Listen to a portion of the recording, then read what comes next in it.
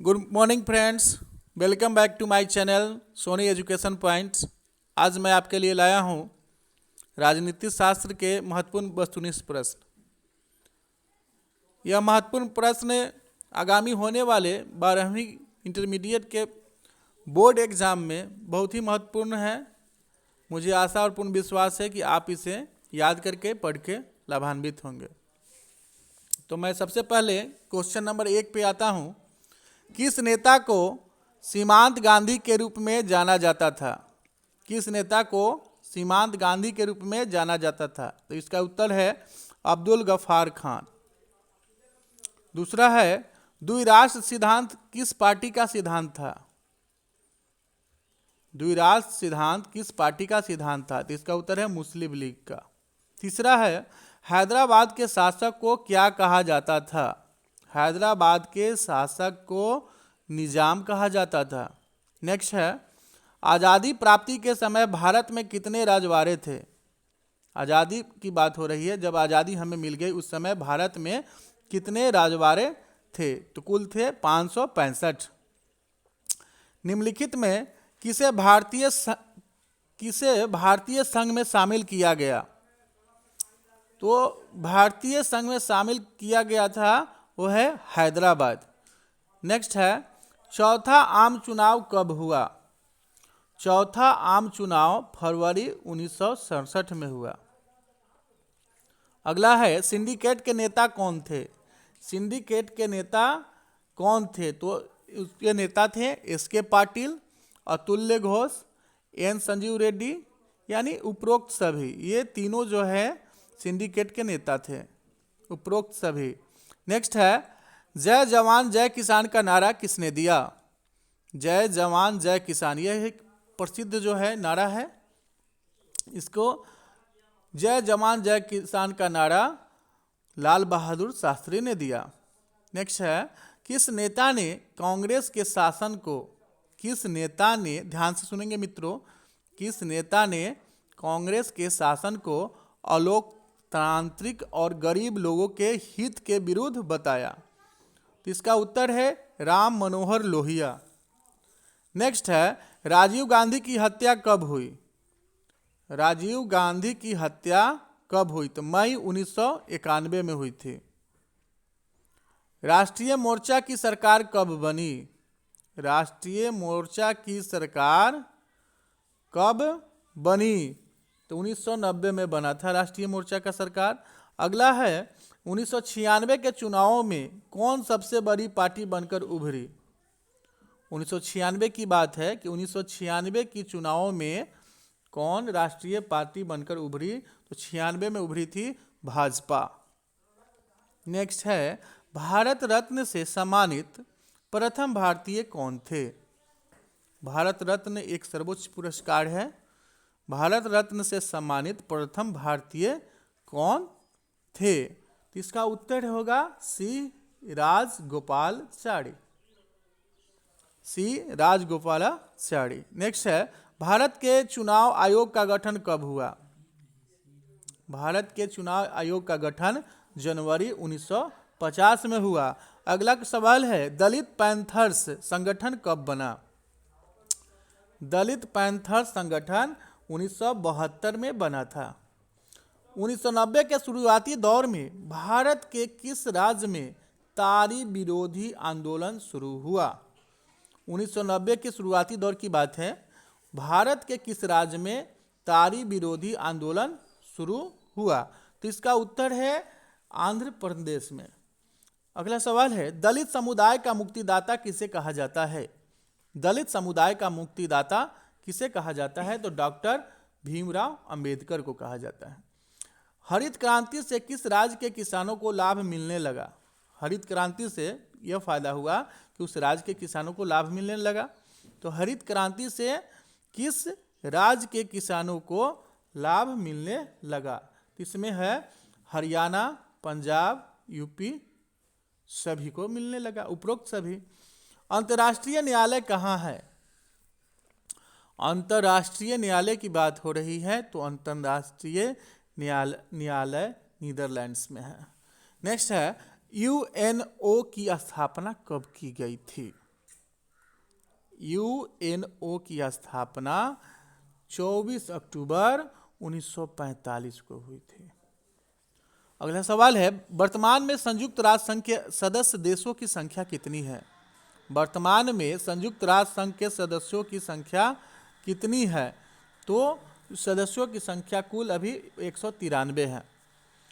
भारत संयुक्त राष्ट्र संघ के सदस्य संयुक्त राष्ट्र संघ का सदस्य कब बना? भारत संयुक्त राष्ट्र संघ का सदस्य कब बना? तो इसका उत्तर है 30 अक्टूबर 1945 को। अगला सवाल है, आईएमएफ क्या है?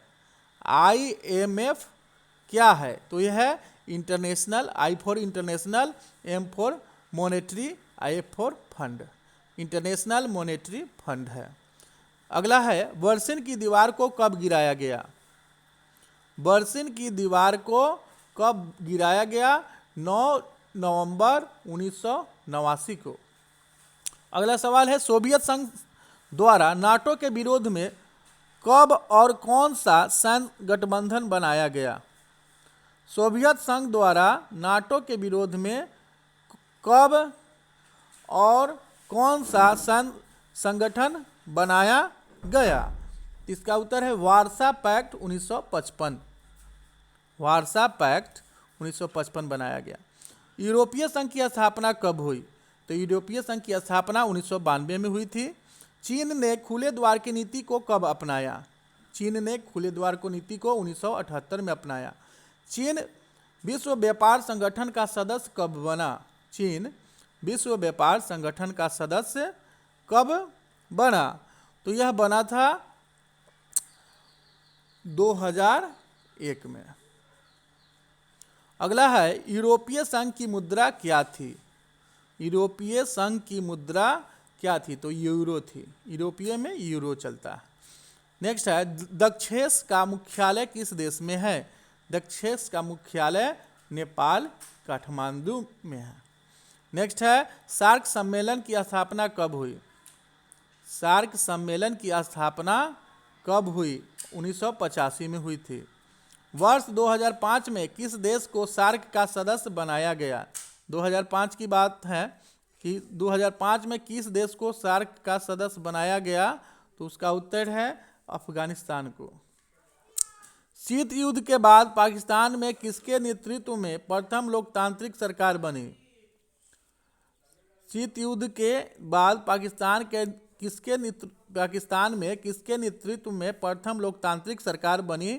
तो इसका उत्तर है बेनजीर भुट्टो। श्रीलंका ब्रिटेन से कब अलग हुआ? श्रीलंका ब्रिटेन से 1948 में अलग हुआ।